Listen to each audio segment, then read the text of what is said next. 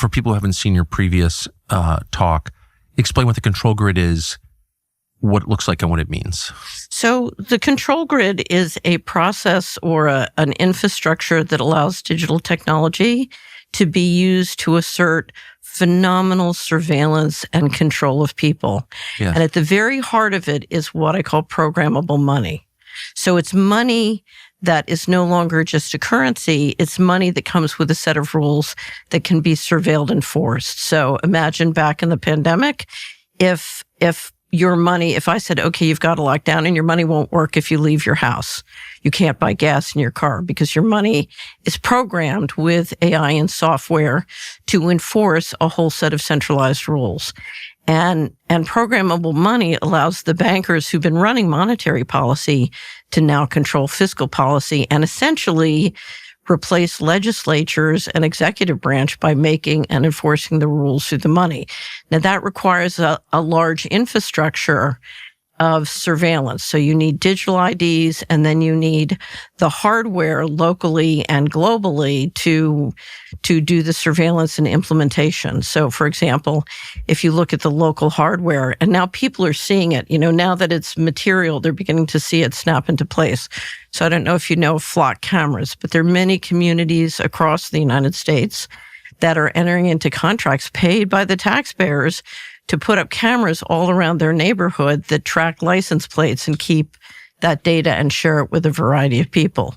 Or you have the FCC is trying to overrule local controls on cell towers, so they can literally put cell towers every 400 to 700 feet so that they can have the kind of invasive surveillance you need. Or you have satellites now that can literally beam in Wi-Fi so that whether you have Wi-Fi in your home or not, they can start to track you.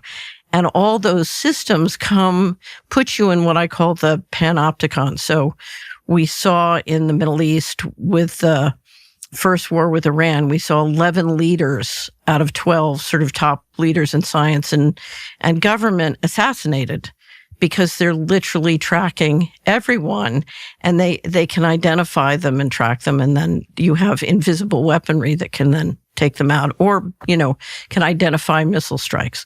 But we are now moving into building out the kind of surveillance systems that can literally track, identify, and integrate with not only our existing weaponry, but ultimately autonomous weaponry. So anyway, so let me step back. You've got three parts to the control grid. One is the local hardware and infrastructure, and that includes the data centers. Because the data, I thought those were for AI. They are. Because if you look at what it takes to apply the equivalent of a social credit system to people's money, so the social credit system I apply to you is different than the one I apply to me. And if you look at the data I need to track you and test whether or not you're following the rules I've given you and enforce those rules, it's an explosive amount of data, particularly because you're looking not just at financial control, but spatial control. So what is AI good at, Tucker? AI is spatial control, movement control? Yeah. So turn off the car. So Congressman Massey is trying to kill the kill switch in your car. That's because spatial control means I can turn off your car, or I can set it so your money won't work more than a mile from your home or a 15-minute city. So you're not allowed to leave your 15-minute city, and your transportation and your money won't work outside of that area. So let me step back. So what is AI good at? AI is very good at tracking things that can be expressed mathematically. And financial transactions and spatial movement can be expressed mathematically. And so what the AI centers are for primarily is to build that digital control grid and to manage that data. So, and now it can be used for many other purposes too. So it's not just going to be used for control.